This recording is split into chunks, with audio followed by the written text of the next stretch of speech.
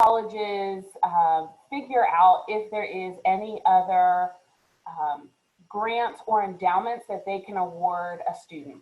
So if the students are applying to a college that requires a FAFSA and this form, please do it, because it's a way for that college to award you more money.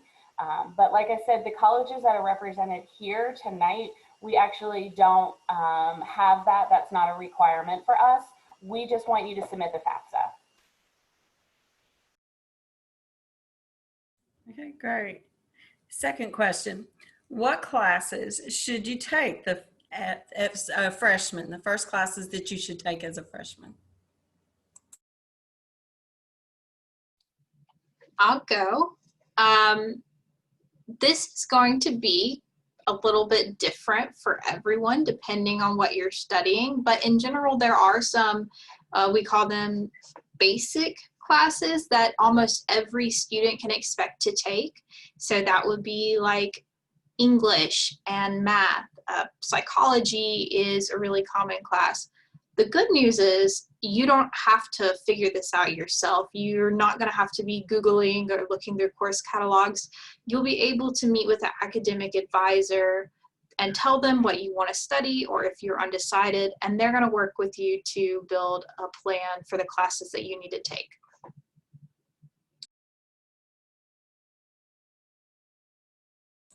Does anybody else want to add to it, or are you good? Sure, I would only add to that some of you may be taking dual credit, so it may impact some of your decision making.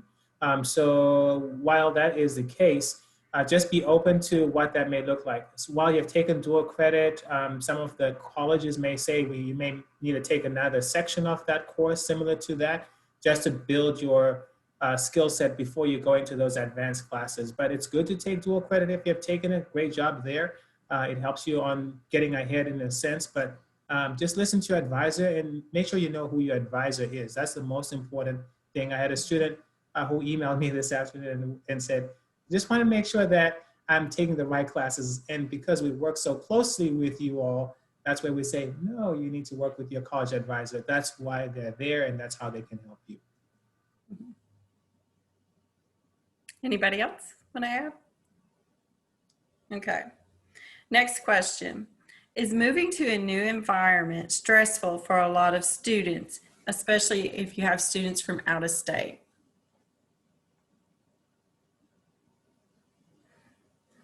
Quentin, go ahead. I'll take that. It can be, but we try to make that a smooth process as possible. You know, of course, there can be a lot of different variables, especially with out-of-state students.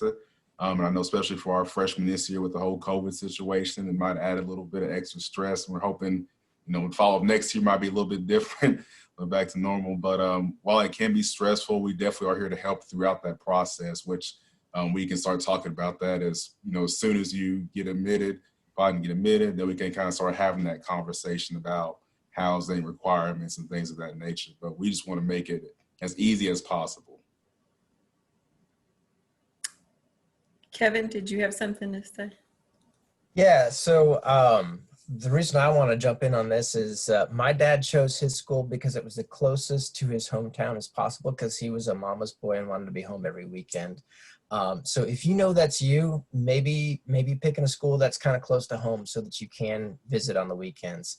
I, on the other hand, had the personality of, well, this is exciting, and went 700 miles away from home because it just didn't matter to me. So part of it does depend on your personality, whether you're going to be the person that tries to find that opportunity, or whether you'd rather just be home with your family and stuff like that. So just keep that in your accounts when you're thinking about what schools to apply for as well. Michaela, do you want to join? You have a lot of out-of-state students. We do. So, and I actually just got off a call with several out-of-state students. And so regardless of if you want to stay in state or local, or you want to go out of state, just know that regardless of where you go to college, a transition is going to be a transition. So just know, like, it is what it is.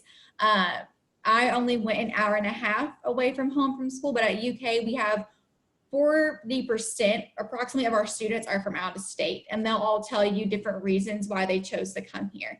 Like some of them, it's because of the major. Others, they wanted just a different culture experience. Others might be athletics. So whenever you're looking at out-of-state schools and in-state schools, just know wherever you go to college, you're going to have a unique situation all to yourself, and your reasoning will all be different, and everyone's in the same boat. So don't feel ashamed to ask the questions you need to ask.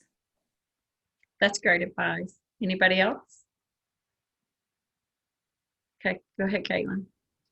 I'll just really quickly, similar to Kevin, I moved 2 states over to go to college and finish up. So it was quite a distance between me and my family. And for me personally, it was a really good time to grow because college, I mean, of course, priority number 1, get that degree, but you also need to take this time to kind of grow into yourself as a person. And for a lot of people, having some time away from your family, moms, close your ears, can be good for you to kind of grow into the adult that you will be. But again, also know your limits, right? If you know that you have very, very strong family bonds and you're very used to seeing your family weekly, probably don't move 8 hours away. There's always something for you. Good advice. Anyone else want to add before we move on? Okay. This one is about letters of recommendation. So a student wanted to know, do you have to ask a high school teacher for a recommendation? Could it be a middle school teacher if they know you better?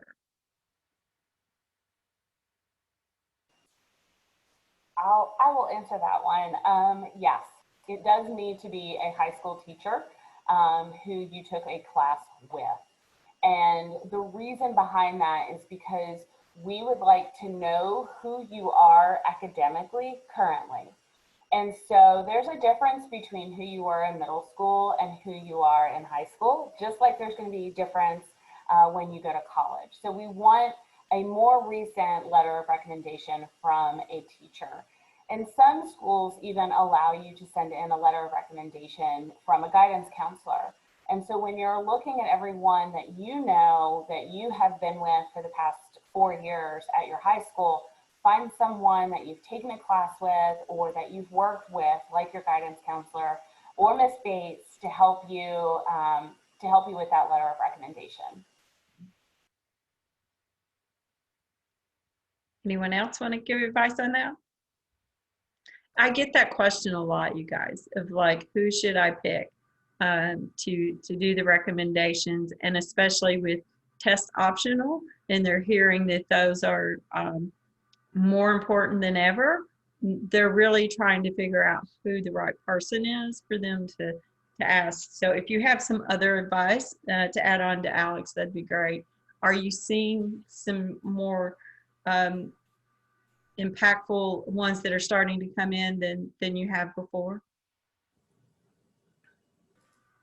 I would only add to this that the letters of recommendation are essential because it allows you, it's a pathway to getting some, sometimes to admission to the college or like getting admitted into certain honors programs perhaps that you're trying to get into is more information than what we may see from your transcript or even then your test scores. So I worked with a guidance counselor.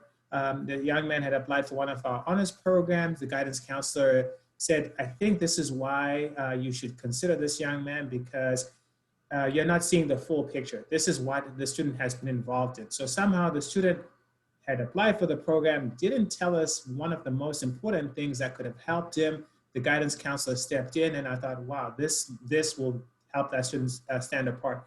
And that for that reason, the student ended up getting considered and admitted and invited to interview for that program. So those things, those relationships with your guidance team and your teachers are so critical. I also would throw in there that the timing is important.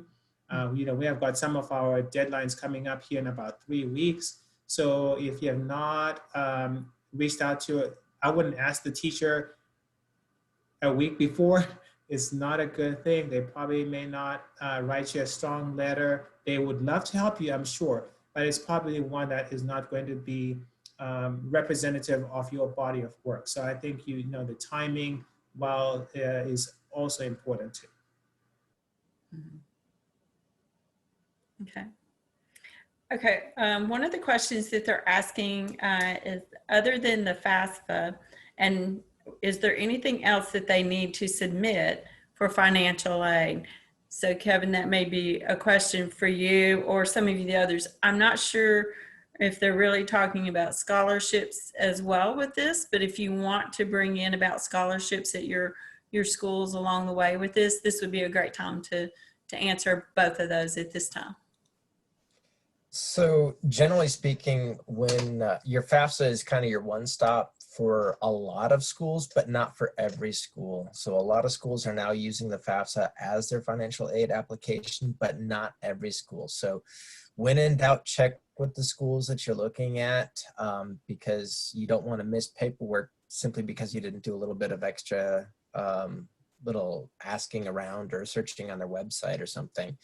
But yeah, get the FAFSA done. It literally takes maybe about a half hour. If you're a typical family, might take you a little bit longer if you've got a little interesting situation or whatever, but it's totally doable. And I'd be more than willing to help you out with that.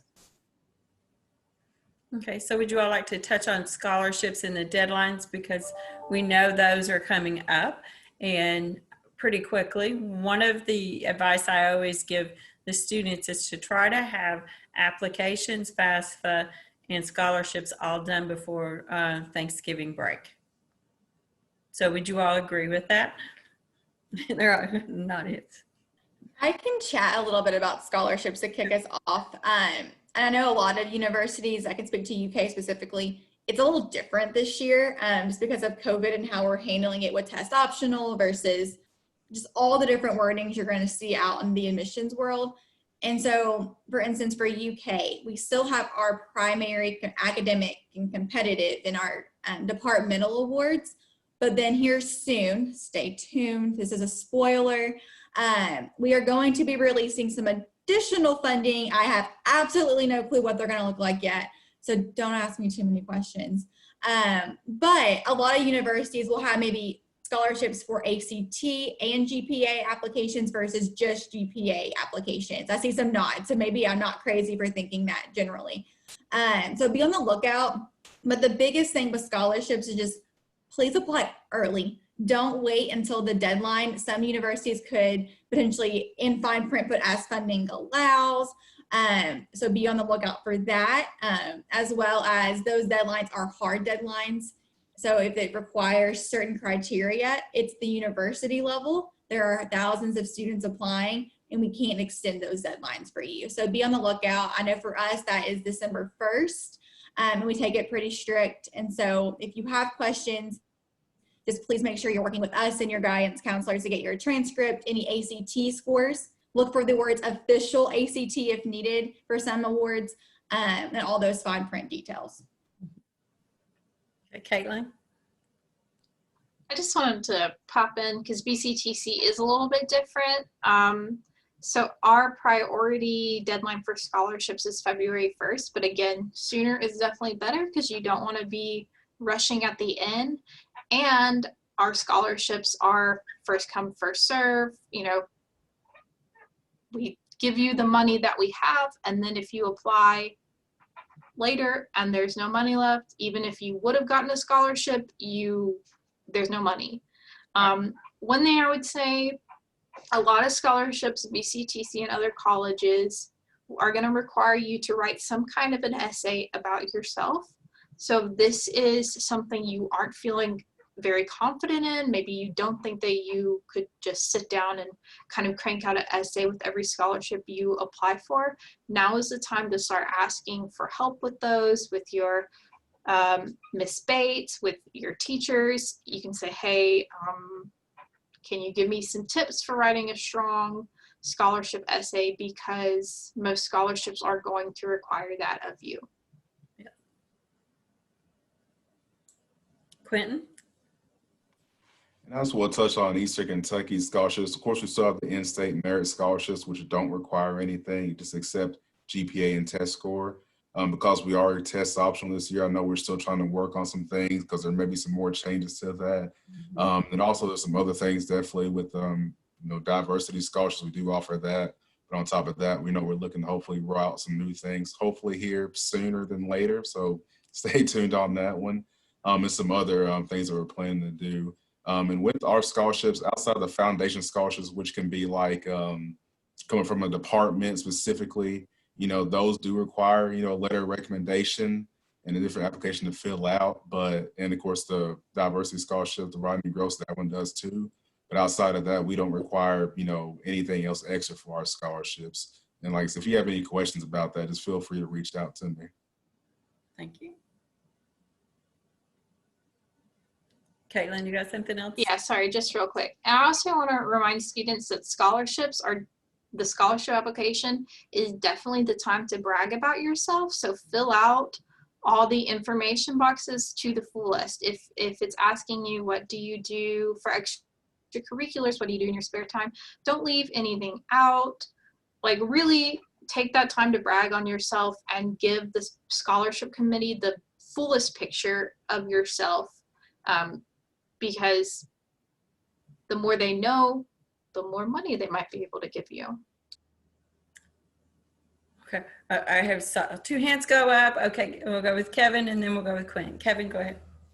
Yeah, so another thing to keep in mind is they're all talking about institutional scholarships, and those are huge. That's where, those are full ride scholarships, some of them, and a lot of that's going to be based on GPA and ACT. Of course, it's going to differ from every institution.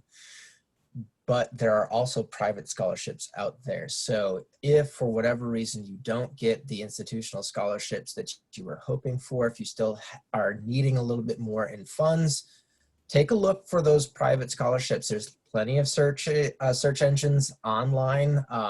Google's your friend on this one. Like Caitlin said, save your essays. Copy and paste just became your new best friend, because if they all ask for the exact same essay question, why not, right? So I usually like to recommend take about an hour for college prep per week. So if you haven't done the FAFSA this week, you work on FAFSA. If you haven't done an application to a school that you want to apply for, that's your hour this week. For everything else, once you've done with all those applications for your schools and for your FAFSA, that's those open scholarships. And if you qualify, you apply. How do you know if you qualify? Well, what are you good at? What makes you unique? Because that's where those scholarships are going to lie in. And everybody's unique. I actually heard of somebody who got a $2,000 scholarship last year for having hazel-colored eyes. Think outside the box. Whatever it is that makes you unique, whatever it is that you're good at, chances are you can find a scholarship, maybe not with an institution, but possibly with a private donor as well. So they will be having that in their CCR class about scholarships, and all this I do post on the College and Career webpage as well, how to seek other scholarships outside of the institutions that you're applying to. And I have found when you're talking about essays, and then Quentin, you can jump in here as well, is when I'm talking to students, they don't really realize all the things that they have done, that it's really going to be an interest to a committee, an admissions committee or a scholarship committee. So it's really having that conversation with them, and you see that light come on for them to like, oh, I can really write about that. They'll be interested in that. So I think that's the biggest thing that I see with students, that first little leap of taking a chance on themselves of like, oh, I can apply for that because they are interested in, I have done something interesting. Quentin, what did you want to add? I just wanted to add that with our merit-based scholarship, the priority deadline for that is March 1st, and then the foundation scholarships is February 1st. But don't wait until the last minute to apply. I'll say go ahead and apply now, especially because it's free to apply to EKU, and we're accepting students. So definitely don't wait till the last minute, especially if something comes up or we make changes or something like that. You just don't want to be waiting last minute or potentially miss out on a scholarship because you didn't get in by that deadline. So definitely do that. And as far as the essays, I definitely want to touch on, don't be afraid to brag on yourself. I sit on one of the diversity scholarship committees, so I'm knowing what the students, their background and all that. So I'm probably gonna pay attention more a little bit to the one that's telling me everything they're doing versus you giving me like one sentence. Yeah. Definitely you want to try to brag on yourself and talk about anything that you've done and achievements that you have made. So I tell them to tell a story, tell their story. That's what you all want to know. You want to hear about them to get to know them and not just list facts. I did this, I did this. Really tell, why did you do it? What got you interested in that and what did it lead you to? Because they don't really realize how interesting that is to a person who's reading that essay. One of the other tips, and maybe you all can tell me if you've worked with students on this, I ask students to do a spreadsheet if they're used to using Excel. List all the colleges that they're interested in applying to, the pros and cons. If they've made their trip, what did you like about it? What did you not like about it? The deadlines to apply, what scholarships they offer, what's the deadlines. I'm big on deadlines with them so that they can organize in the spreadsheet, like what is due when, and that to try to keep them on track. And then to also do that with their the private outside scholarships, because as you know, those are all over the place of the deadlines for that. So if you meet with some of our Dunbar students and you're kind of test them on that, see if they're actually paying attention to. But anyway, okay, so you have answered several of the ones, because another question was, is it good to apply to more scholarships the college offers or outside ones? And I think what they're trying to ask that is because they hear that stackable and what's the amount that I can bring in if I'm getting scholarships at an institution. Do you all want to talk about how that works? Because I know parents do. Alex, go ahead.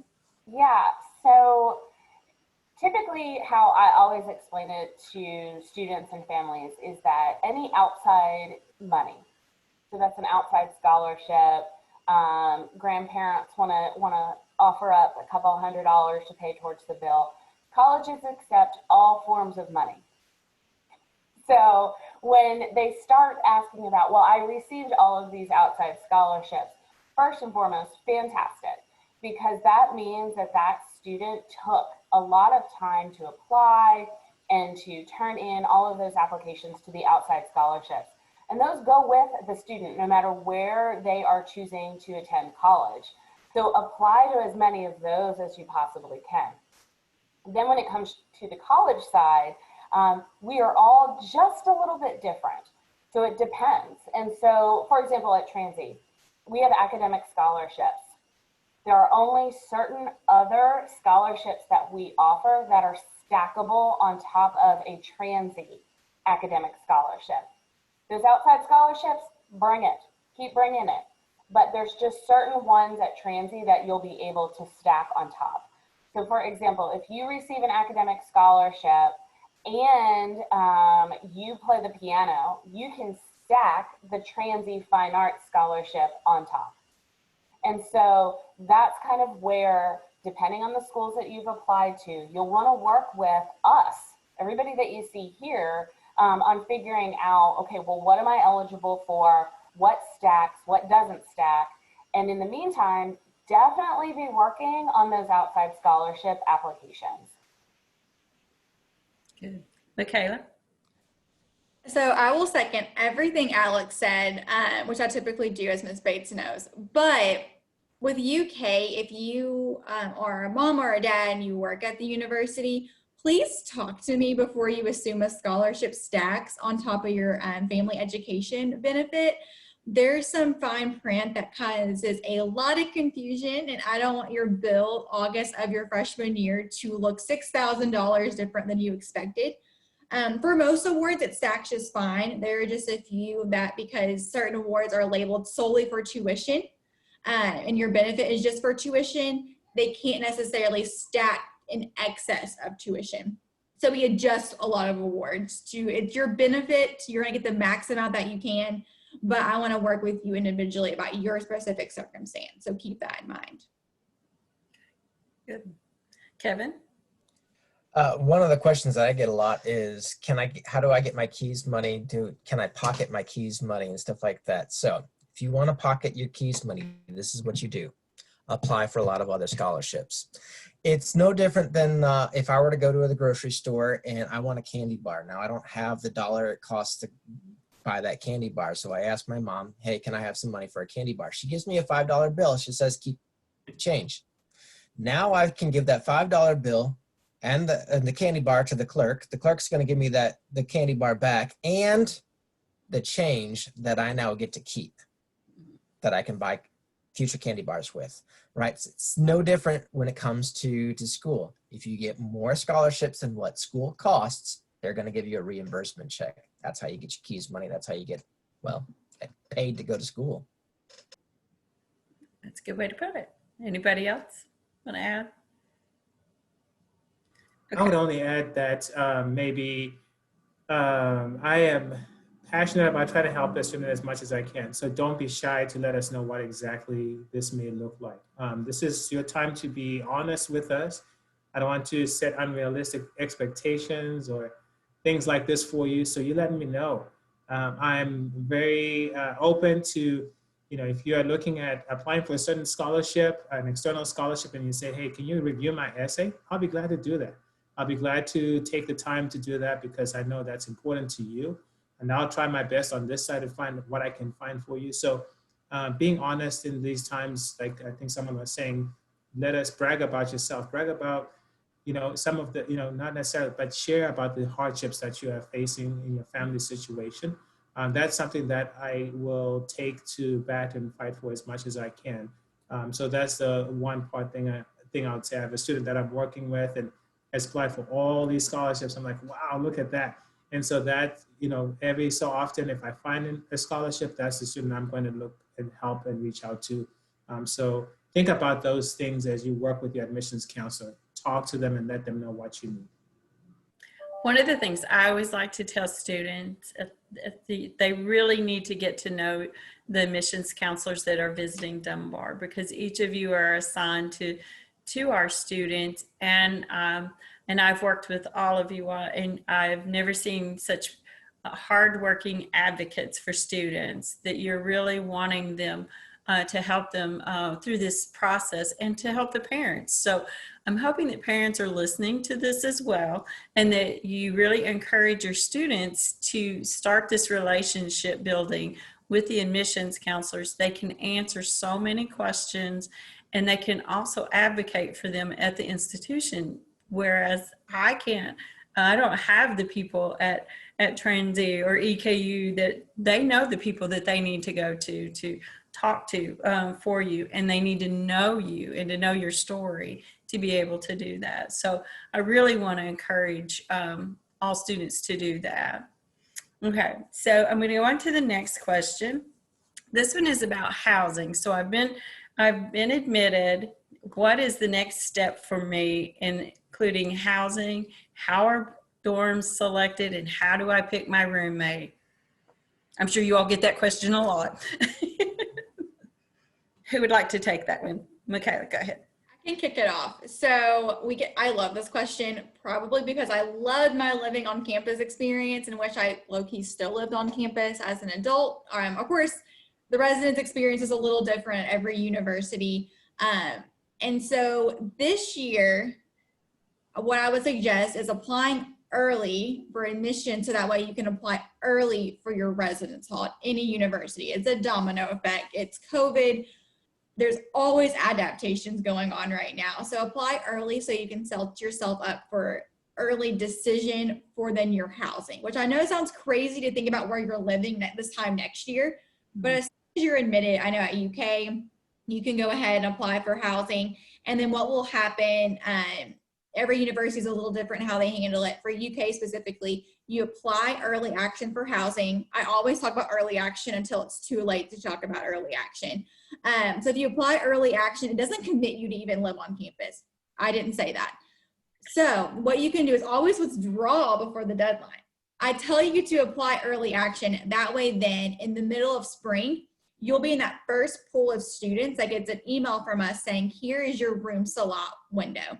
And so you can go in and pick your room just like you'd pick an airplane seat, and you get to pick your specific bed, your specific residence hall, and you'll be like the team lead for you and your roommate. There's a lot of other technicalities in it, but the key is apply early, because then you get to pick where you are. You get to hopefully get in a living learning program. You get to pick if you want a corner room versus one by the elevator. I know that sounds really crazy. Think about all the choices that come with it, but this is the process to be a little selfish with your college decision process, and set yourself up at every institution to be able to have that cream of the crop picking experience. And there is an application fee for housing, right? Because I'm trying to get them to look at the cost of things as they're going along and planning. Mm-hmm. You pay this when you're doing this, and then when you do this, you need to have money. There is, at UK, there is a housing application fee. You don't have to put down a deposit, and I encourage you to not put down a deposit until you make your final decision, because it doesn't impact if you can go ahead and commit. But if you do have an application fee for your general admission application, it actually applies to your housing application as well. Okay, good to know. I'd like to kind of add to that. So what Michaela said, hey, Michaela, I got to say it.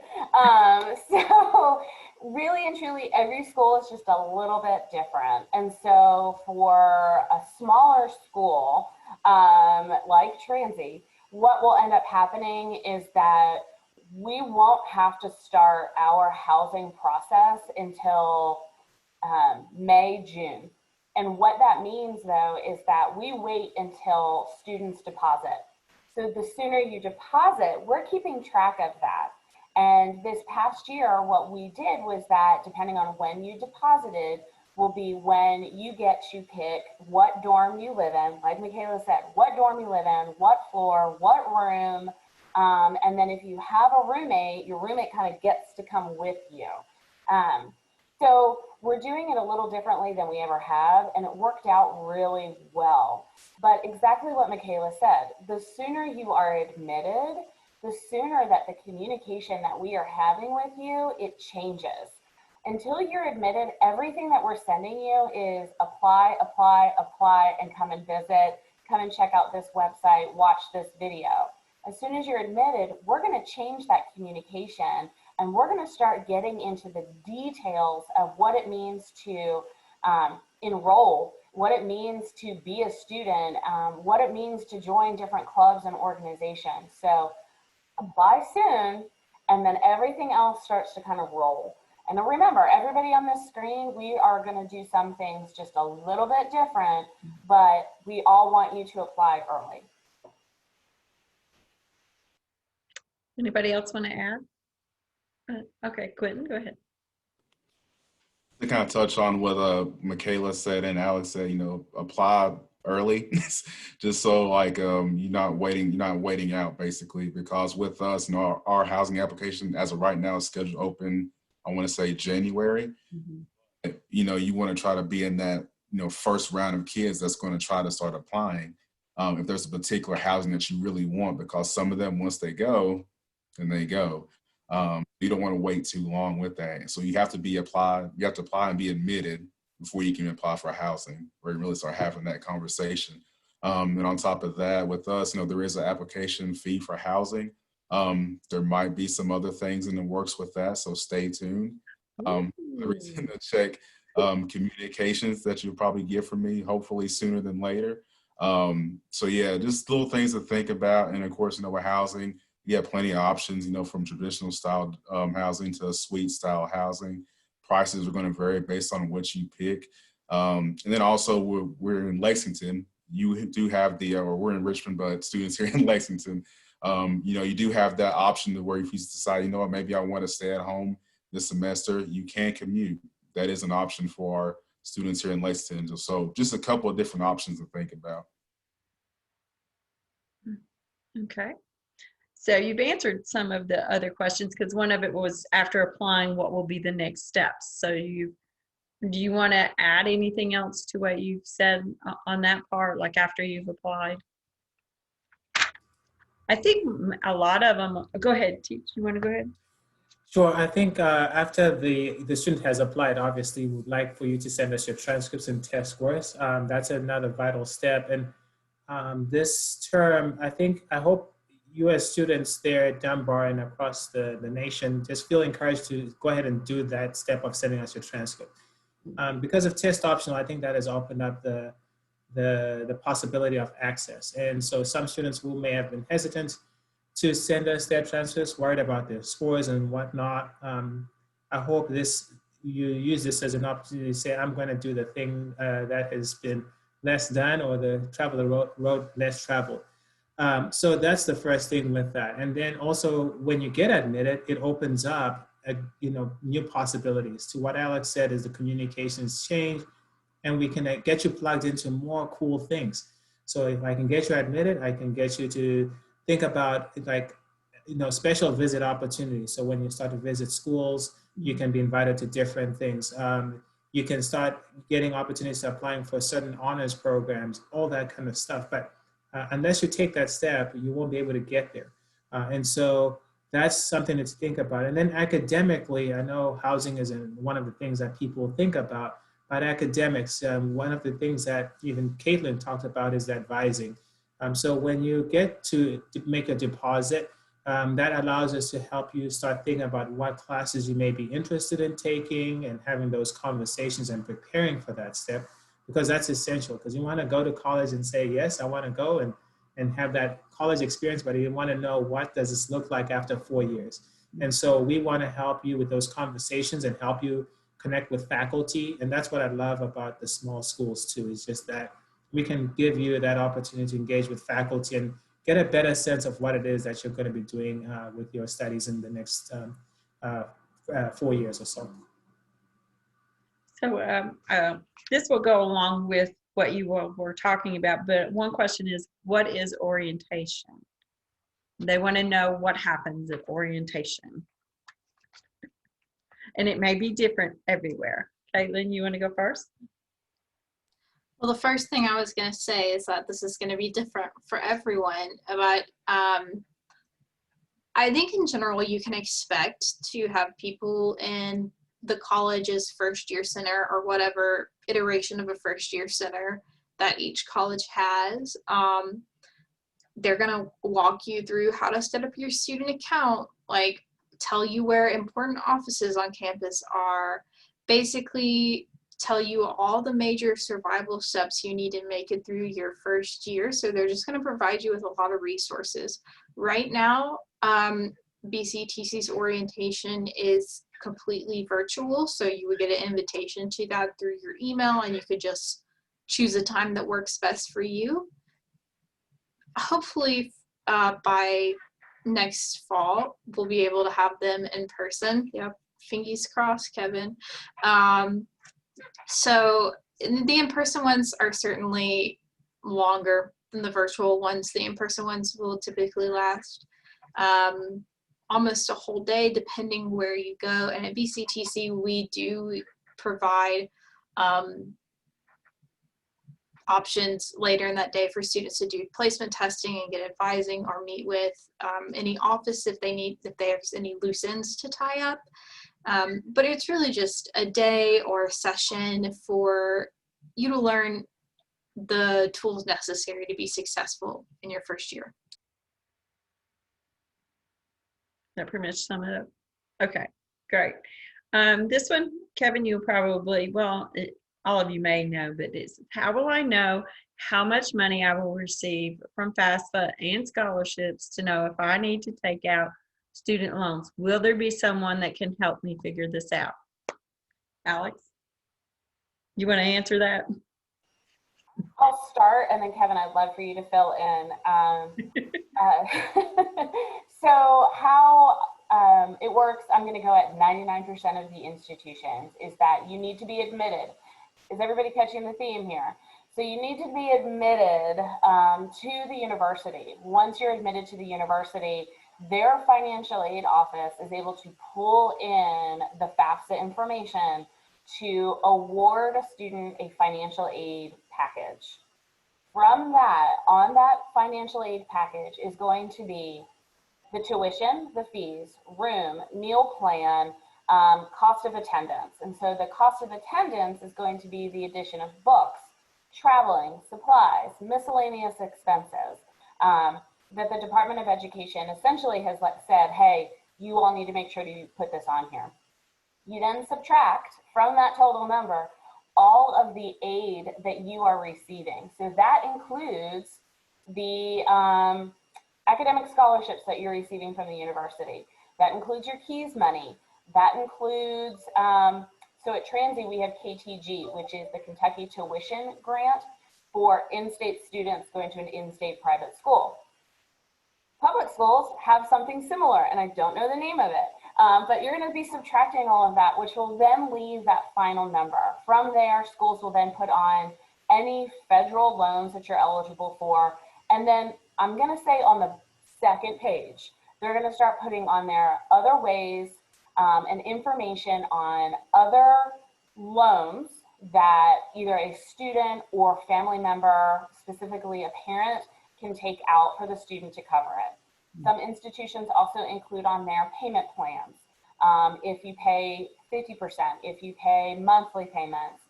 So everything is going to be broken down on that financial aid package. And then this is the best part. In addition to us, your admissions counselors, we will happily talk to you about your financial aid package and go over everything. And then you also have the financial aid offices at every institution. And so you're going to have two resources that you can go to at each institution to talk about the financial aid package and to talk about, well, how do we pay this? What does it look like? And how do we make it work? What are those other resources that we need or that you all have for us? Alex, you summed it up beautifully. So yeah, when you do the FAFSA, one of the things that comes out of the FAFSA is that they're going to email. So you have to check your email constantly. All right. You're going to check your email and it's going to give you a student aid report. Well, they're going to send that student aid report to all the schools that you applied for. That's why you have to apply to those schools. It's that part on the FAFSA, if you filled it out already or if you haven't yet and you're going to, it's the part where you can put on schools that you've either applied for or are going to apply for. That's why you're doing that, so that they can get that student aid report. If you get accepted in that school, that's when they send that award package. Now, cool thing is you can either accept or reject whatever award is given. So if you don't want to take out the unsubsidized loan, you do not have to. That is totally up to you. You can find other creative ways to pay for school. I know people that did a food truck, a taco truck, and paid for it instead of taking out a loan, right? Whatever it is you have to do. Now, I also realized that a lot of people have been negatively impacted with COVID-19. And so probably the question is going to be, well, 2019 finances is not the reality of now. We get that. All of these universities understand that. And so we want you to apply to the schools anyway, contact their financial aid departments and have that discussion with them. They have an authority to do what's called a professional judgment, and that's where they can change that your financial information for you for that student aid report that school has. So they can then adjust the award that they would give based on this new information from that conversation. So seriously, reach out to people. Don't be afraid to call them on the phone or to email them, but definitely be reaching out and be checking your email. Kevin, could you talk to them a little bit about verification? Because sometimes they'll get the verification emails and they're totally confused as to what they're supposed to be doing. Right. So verification is a process that happens to roughly 1 in every 3 students. They say that it's random. It's not always random. Let's face it, if you've made a mistake on your FAFSA, you're probably going to get verified. If you didn't use the IRS data retrieval tool, you're probably going to get verified. Even though it doesn't always work. Right. So And it's not going to, yeah. So not everybody can use the IRS data retrieval tool. If you can, use it. It'll save you time. If you can't, know that you're probably going to get verified. This is why I strongly recommend take your time on the FAFSA, because if you do get verified, it'll take maybe 5-10 minutes. And a lot of these schools use KHEAA to verify the information. All the verification process is you said that you made $20,000 last year. Is that really true? You send them some supporting documents, you're done. But it depends on what documents. How do you know which documents? You read the email that they send you. If they send us a copy of your W-2s, you send them a copy of your W-2s. If they say, send us a copy of your taxes, your 1040 from last year, you send a copy of your 1040 from last year. Really is that simple. Every year, though, we get people that are sending in tax information when we didn't ask for that. Thanks, but that and $1 at McDonald's will get you a cup of coffee. It's not what we asked for. So just follow the instructions from that email. And of course, the only way to see that email is to check your email often. And keep in mind, it's not if you got selected for verification, it's not necessarily mean that you did something wrong. It could have. And so if you do want to double check, it says, oh, you said that you made 20,000. No, I meant 40,000. It's 20,000 per parent. Okay, that's when we go back into the FAFSA and make a correction, and then we can go on from there. And if you need help with that, just let us know. We'd be more than willing to help you out with that. We really just do want you to have a wonderful future, and we know that this is the way to do that. Okay. One question on the KEYS money is with the ACT scores, not being able to take ACT this year, and with COVID, how it happened, they only had a chance to take it the one time. How will that impact their KEYS? So this is not so good news, unfortunately. I wish I had better news. So a lot of schools have realized, hey, with the COVID-19, a lot of ACTs have been canceled, and a lot of schools went to test optional, at least for this year. Some are even entertaining for it in the future. KEYS is not that. So it's a bonus. That's the best I can give you on that. It is a bonus. It is a one-time bonus. Mm-hmm. So we will take your highest score. If you don't have one, your highest score is 0. So I do strongly recommend, even if your school that you're looking for doesn't require the ACT, if you still haven't used your one freebie, go for it. It's not going to hurt you. It's not going to prevent you from getting into school, but it might get you extra aid. And so, yeah, treat it as a bonus, because essentially that is what it is. Okay, we have one last question, and I really want to thank all of you. I really appreciate this. They're asking, what advice do you have for us with our educational format being so different? How are college students handling online learning? So they're, where they're going through this virtual learning, and they're kind of seeing that, how is this, do you all have advice for them to finish this year out and moving forward? Kaylin, we'll go first.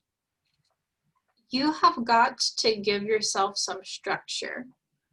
So if you are at home all day, it can be really easy to take a nap on the couch, or you watch Netflix, especially if you're working on a laptop, or the distraction is just a click away. So make some healthy boundaries for yourself, whether that's putting your phone in a different room and leaving it there while you work, or using some kind of a planner or a calendar, or even just a checklist of the tasks that you need to complete throughout the day. You need to give yourself some kind of a guideline to follow, or else you're going to kind of be floundering. Don't trust yourself to just do the best thing, because while you should have faith in yourself, obviously, focusing all day behind a computer screen is really difficult for anyone. It's difficult for all of us. So this is definitely firsthand experience. I would say my advice for the easiest way to have success this year is to A, give yourself some kind of a structure, and B, this is always a biggie, ask for help if you need it. Like, don't be afraid to ask for help, whether it's from us about college prep stuff, whether it's from your teachers about if you're struggling in a class and you need to bring your grade up. So that's my advice. Alex, do you have anything to add? Yeah, sure. So all of that, everything that Caitlin said, all of it. And then I'm going to add on, and then also give yourself a break, right? You have that structure, make sure you add into that structure that time to walk away from your computer, to go outside.